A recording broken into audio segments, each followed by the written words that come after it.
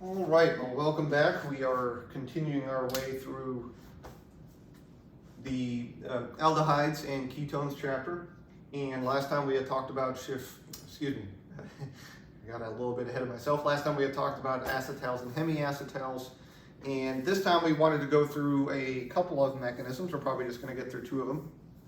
And what we want to do is to make imines and enamines. Now, we haven't talked too much about nitrogen in general, right? We talked about nitration of aromatics and how we can add amines to aromatic rings. But overall, we don't focus too much on the chemistry of nitrogen, at least in the first chunk of organic. But definitely in the second half here, we'll be dealing a little bit more with it. And imines and enamines are going to be one of the functional groups that we'll talk about with relation to carbonyls. So first things first, right? This is an imine, right? Where we have a carbon doubly bound to a nitrogen, right? That's got an R group coming off of there. And imines, much like acetals and hemiacetals, should be considered a hidden carbonyl compound. And so when to bring this to kind of tie this together, what I mean is when we look at an acetal or hemiacetal, we thought of them as protecting groups for carbonyls, and they are, right?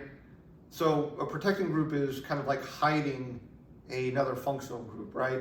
We protect them so that we can do some chemistry and then we can bring them back together, right? So same thing here, right? This is a hidden carbonyl. We can reverse this reaction, right? We can reverse this reaction and turn an imine back into a carbonyl compound, okay? An enamine, right? Here's my ene, here is my amine, right? So an enamine, again, is very similar to an imine in the sense that it is a hidden carbonyl. The difference comes from this. In both cases, we start out with either an aldehyde or a ketone. To make an imine, we add a primary amine. To make an enamine, we add a secondary amine. That's it. This doesn't work with tertiary amines, right? Tertiary amines are just going to form these quaternary ammonium complexes, which, while they do have application, it's not going to do anything for us here, okay? So this is only going to work with primary and secondary amines. So primary amine makes an imine, secondary makes an enamine. Truth be told, right, for an imine, we could have that R group equal to a hydrogen. So if we just do this reaction with good old buddy ammonia, then we could end up with just the simplest of amines there. Now, these, at least the imine reactions, are also referred to as Schiff Base reactions. So you might hear me call them that. That's what I learned these as, and it doesn't really matter. It's all the same thing, right? Schiff is the guy who first reported these reactions, right? So that's just named after him, right?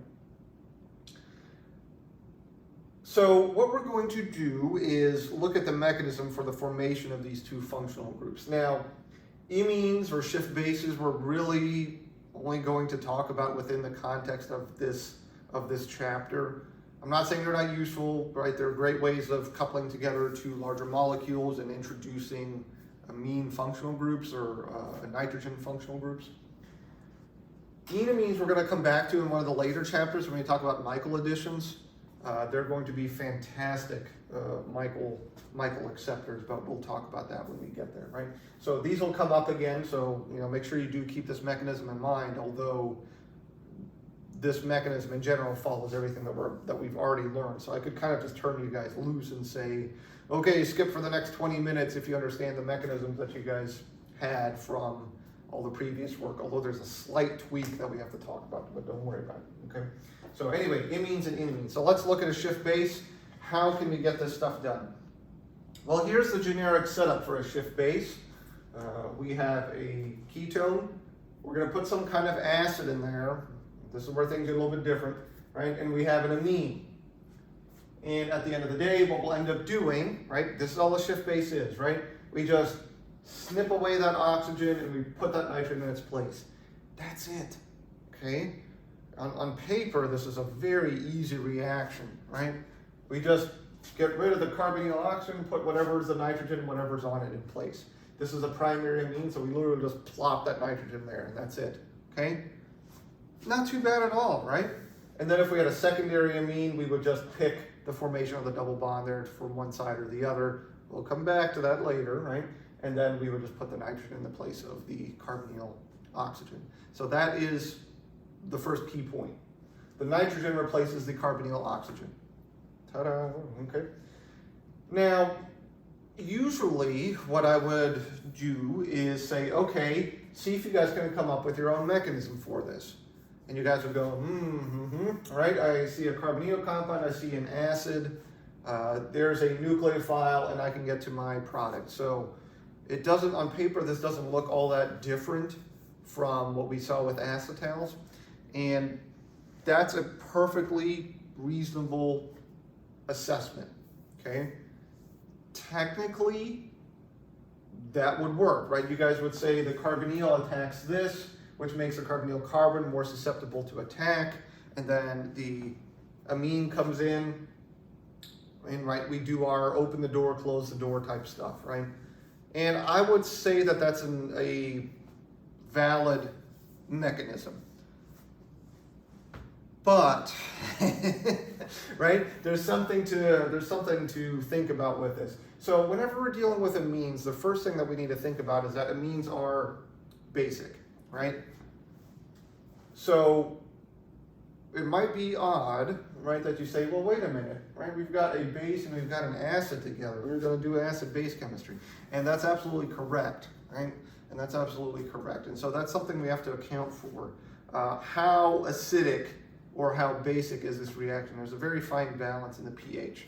Because if we end up protonating everything here, if we put too much of our acid in there, this reaction will be really, really, really slow. But remember, we're doing chemistry on paper, right? And so, you know, time isn't really a factor for us, right? And so, you know, you could walk through this mechanism assuming that everything gets protonated, right? But in reality, we have to be careful about the pH of this reaction. If it's too acidic, it just essentially, it would take days for this to work if it even works, depending on the other setups with it. But again, we'll kind of hand wave some of that stuff. So what I'm saying is there's a little bit of a different point with this mechanism.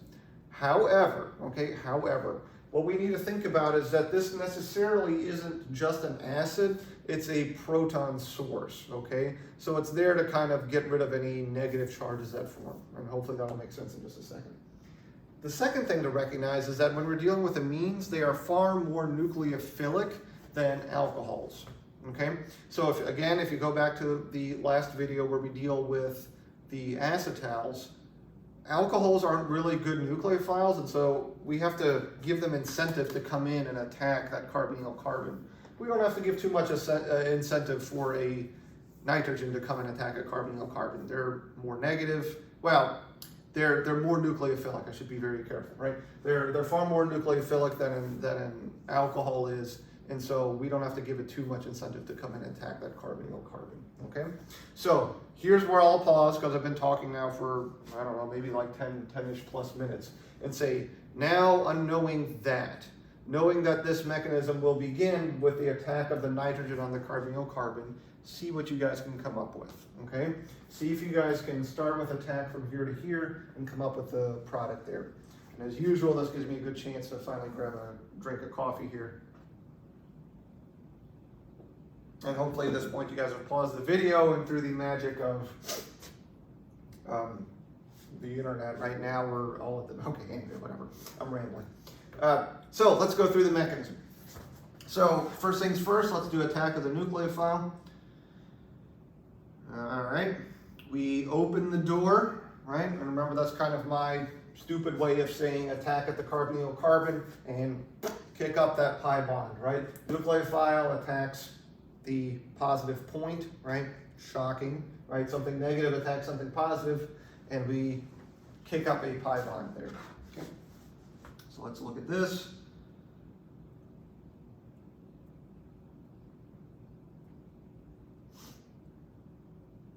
Oops, I was in green.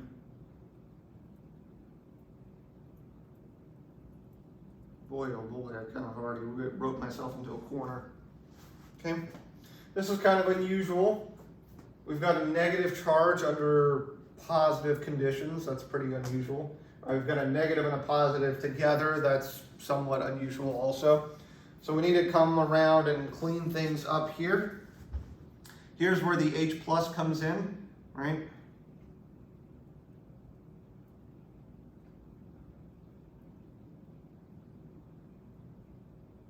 I'm going to draw at an angle to give myself some space here. All right, there's this. So first things first, goodness. First things first, let's clean that up.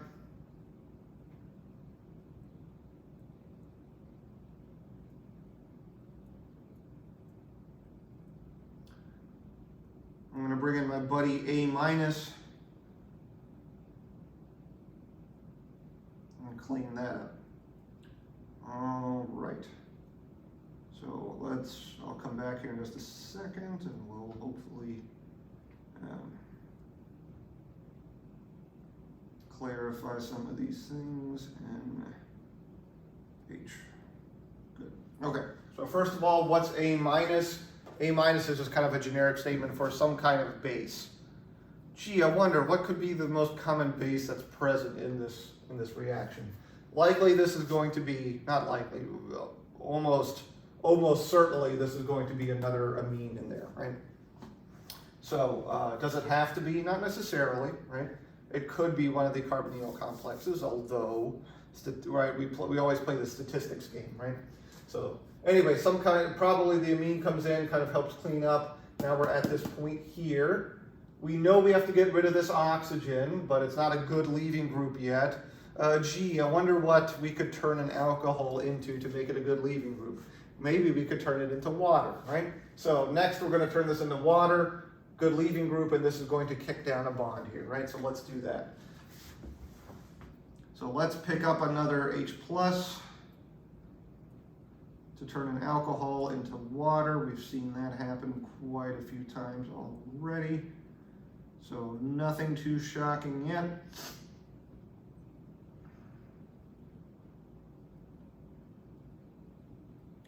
Now this is a good leaving group. So let's make it leave by closing the door. All right, closing the door means reforming a pi bond. Okay, good leaving group. Okay, kick that off. And so now we can draw this a little bit nicer so that doesn't look so weird. Well, maybe it looks just weird to me, but okay. Now we're left with a positive charge. We're going to bring in another base, right, and we're just going to clean that back up, right?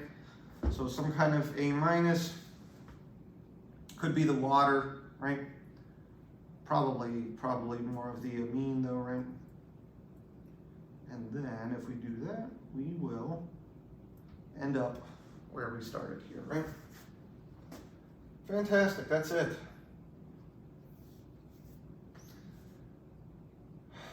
This is a reversible reaction, which means if I put this under strongly acidic conditions, it'll go back to the carbonyl. What are the steps?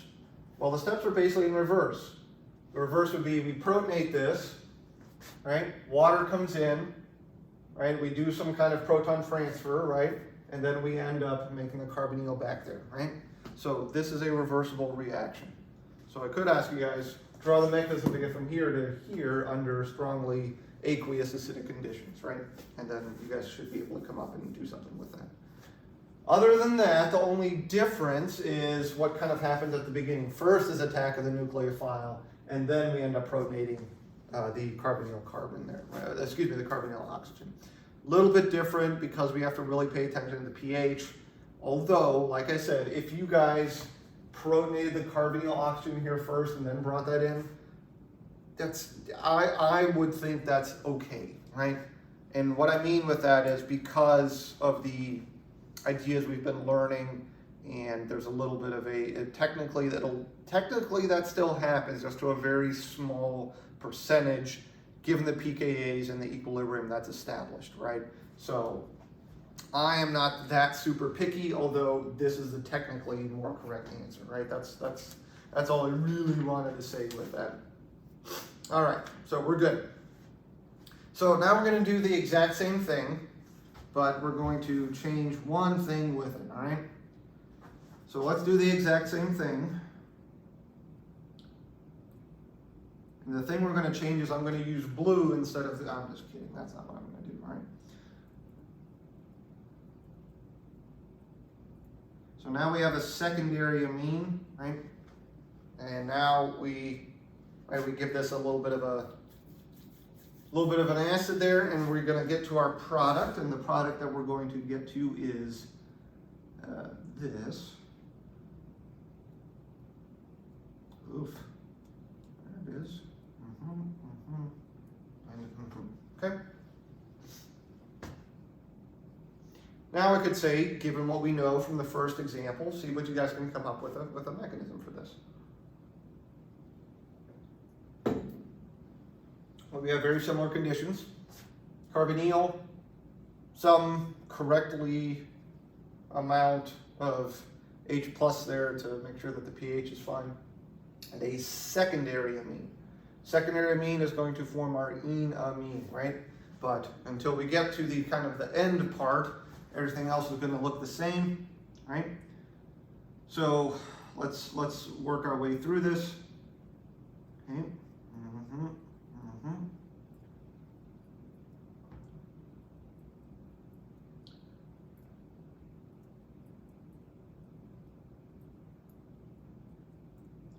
That looks pretty darn familiar.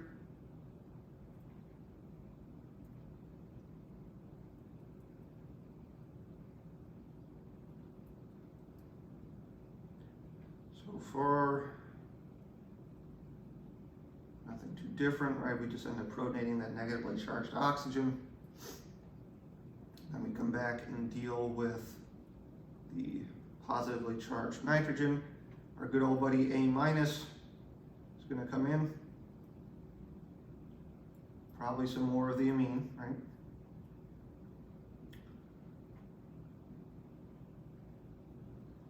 Now we've got to give, or what we're going to give, or we have to give the alcohol some incentive to leave.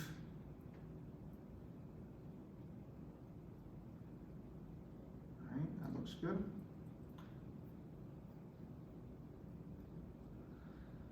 Same thing here.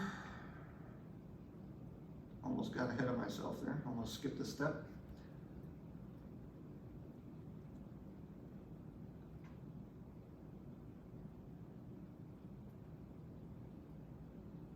Close the door.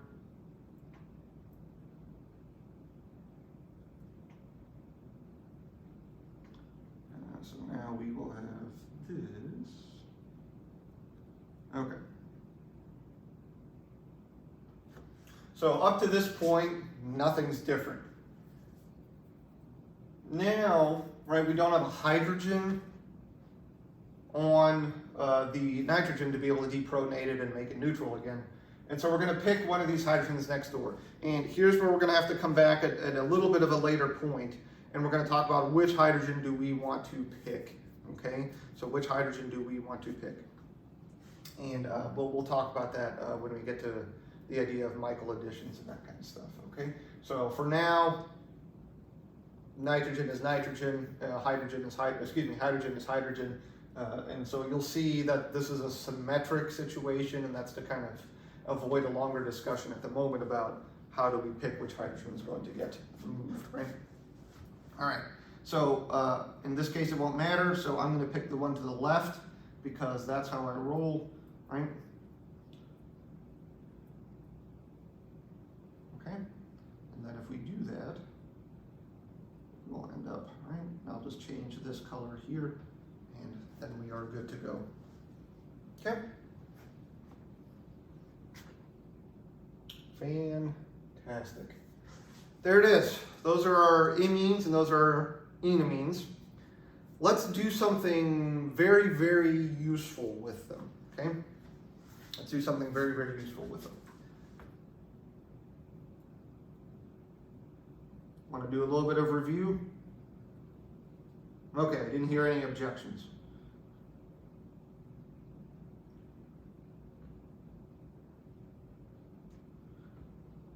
So I could say here, all right, make this compound, right? And you guys would go through and say, all right, well, I've got an unsubstituted benzene ring. I've got to add a linear alkyl chain to it.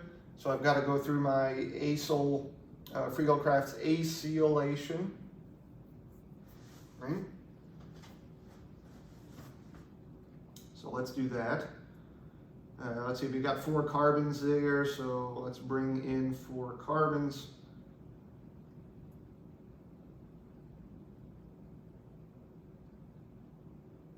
And then we could do some kind of zinc-mercury amalgam here. And we could get rid of our carbonyl and make our product, right? And that'd be fine, right? But something that we discussed, or something that should be on your mind, is that zinc is a good reducing agent for a lot of things. HCl is a powerful acid. It's not going to be selective towards that carbonyl compound there.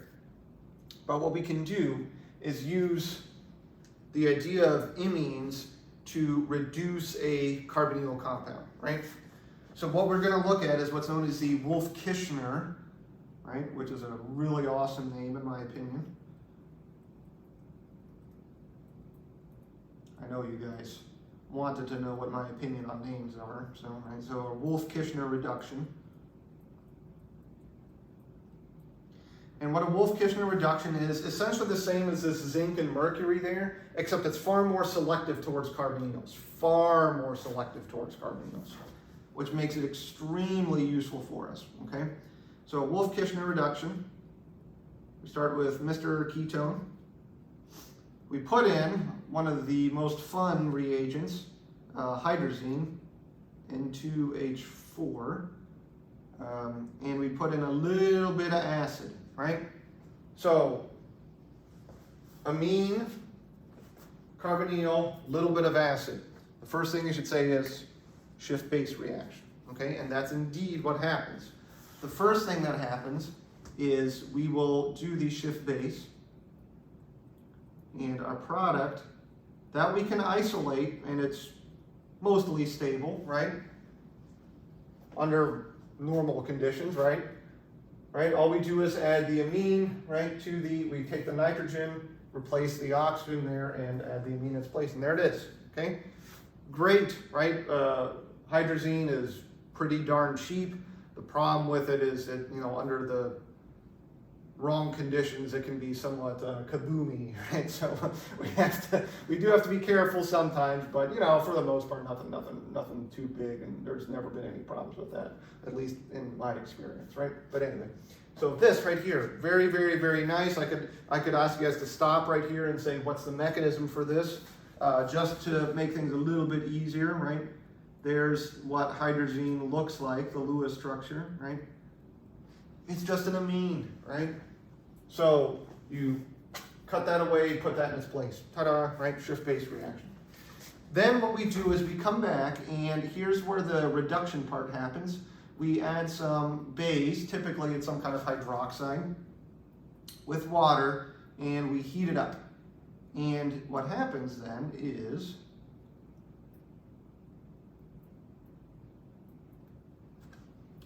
we get rid of this part, okay? And we completely remove our carbonyl compound, right? That's super useful for a couple of reasons. First of all, right, a Schiff Base reaction is pretty darn selective towards carbonyls, towards ketones and aldehydes, okay? This is not. This is going to go after nitros, it's going to go after carbonyls, it's going to go after other functional groups. This is a really darn selective reaction towards carbonyls. And then we do this under basic conditions. This is acidic, right?